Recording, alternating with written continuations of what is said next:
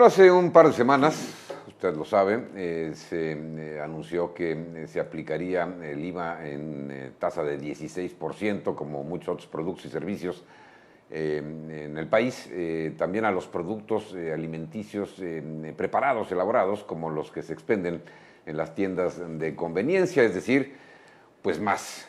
Había productos que no por los cuales no se pagaba este 16% y a partir de esa fecha, de principios del mes de julio, se aplicó también el 16%, siendo esto pues una carga adicional a la situación económica difícil que se ha venido viviendo acá en la frontera norte. Se encuentra con nosotros para pues, entrar en detalles, desde luego pues, un especialista nos puede orientar de mejor manera, el licenciado Jesús Hernández, él es abogado fiscalista.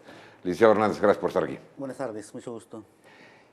¿Qué se puede hacer? Primero, bueno, esta medida, me comentaba usted ahorita antes de entrar a esta entrevista, se aplicó por parte del gobierno federal de manera irregular. Debió haberse sometido a la aprobación del Poder Legislativo, ¿no? Sí, claro, es conocido que los elementos de un impuesto pues deben de estar en la ley. Ya tenemos los elementos que es el sujeto, el objeto, la base, la tasa o la tarifa. En este caso lo que hace el gobierno federal es que hace una ampliación del objeto. La enajenación de los alimentos es objeto del impuesto al valor agregado. El artículo 2 pues, establece un pago del 16% y establece una serie de alimentos, es decir, Sí. da un listado. Y lo que hace el Ejecutivo a través de esta regla de carácter general es que amplía esa lista de alimentos. Entonces, obviamente el Ejecutivo sí tiene esa potestad de modificar las leyes, pero para eso es necesario que siga un proceso legislativo. Aquí hay una violación al artículo 31, fracción cuarta de la Constitución, ¿verdad? Que establece que todos los mexicanos estamos obligados al pago a contribuir al gasto público, tanto en la federación como en el estado y en el municipio, obviamente de una manera proporcional y equitativa, conforme lo dispongan las leyes. Entonces aquí leyes se refiere pues, al proceso legislativo. En este caso, lo que hace el Ejecutivo, pues emite una regla de carácter general y pues ya enlista una serie de alimentos que están grabados a partir del 1 de julio de este año como una obligación del pago al consumidor y de retención del proveedor. Del IVA, exactamente. Y bueno, pues una cantidad importante de productos pues, del consumo humano que antes no exigían el pago de ese 16% y que representa pues una carga más al bolsillo de las personas en todo el país, ¿no? Esto se aplicó en todo el país. Indudablemente que sí, es una obligación a partir del 1 de julio. Sí. Aquí también comentamos que esta publicación fue el 2 de julio y dice que es vigente a partir del 1 de julio, pues eso también es una situación ilegal. Digo una cosa, bueno, si en este caso el gobierno federal lo hace de manera pues unilateral, toma esta determinación, simplemente entera a la población de que se va a aplicar este impuesto al valor agregado en estos productos que hasta antes de ese momento no lo consideraban. ¿Hay algo que la población pueda hacer o simplemente pues, cruzarse de brazos y dejar de comprar ciertas cosas o tratar de estirar aún más el inalcanzable presupuesto familiar? Sí, evidentemente un derecho del ciudadano es en su momento impugnar cualquier acto o ley que emita el Estado. ¿Cuáles son las vías En este adecuadas? caso puede intentar lo que es un amparo. Es un amparo porque es una regla inconstitucional. Ya mencionamos que violenta el artículo 31, fracción cuarta. ¿Por qué? Porque no cumple con ciertos elementos que son la seguridad jurídica y la legalidad tributaria, ¿verdad? Decíamos que eso sí lo puede hacer el Ejecutivo, pero a través del proceso legislativo. No lo hace, es ilegal, es inconstitucional. Entonces, a través de un amparo colectivo, ¿sería esa la figura? Sería un medio de defensa que puede intentar... ¿Qué se requiere para interponer un amparo colectivo? Pues en todo caso, pues ejercer el medio de defensa en el plazo que corresponde. En este caso, pues, o sea, son 15 días para interponer ese medio de defensa. Y Pues ya transcurrieron, ¿no? Bueno. Están transcurriendo.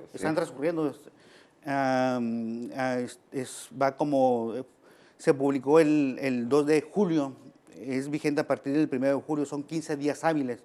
Ok. Podríamos decir que 15 vence días el hábiles. 25 de julio. Correcto. 25 de julio para interponer el medio ¿Se, efectivo. requiere de algún número determinado de firmas, del apoyo de cierta cantidad de personas? No, en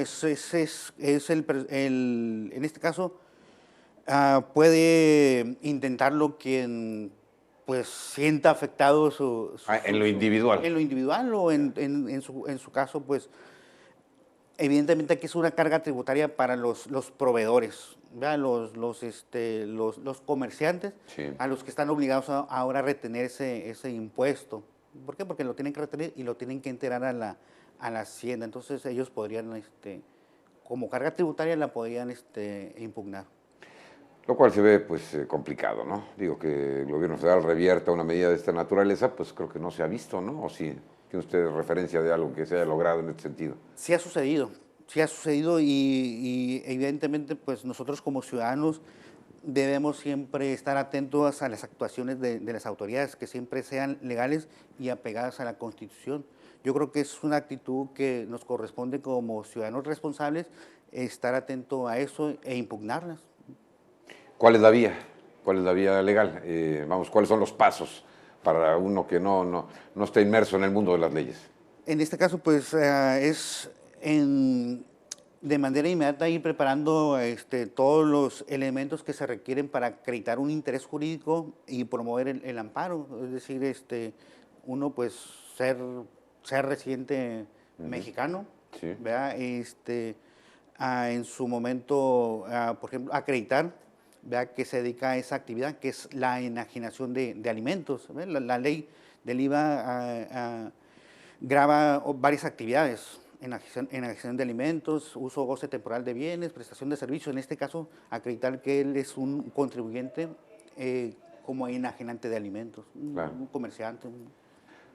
Muy bien. Bueno, pues vimos cómo este amparo colectivo en contra de la aplicación del 16% de IVA que entró en vigor el 1 de enero del año pasado, pues ha venido siendo bloqueada de alguna manera, ¿no? Esta intención de lograr un amparo que fue apoyado por cientos de miles de residentes fronterizos.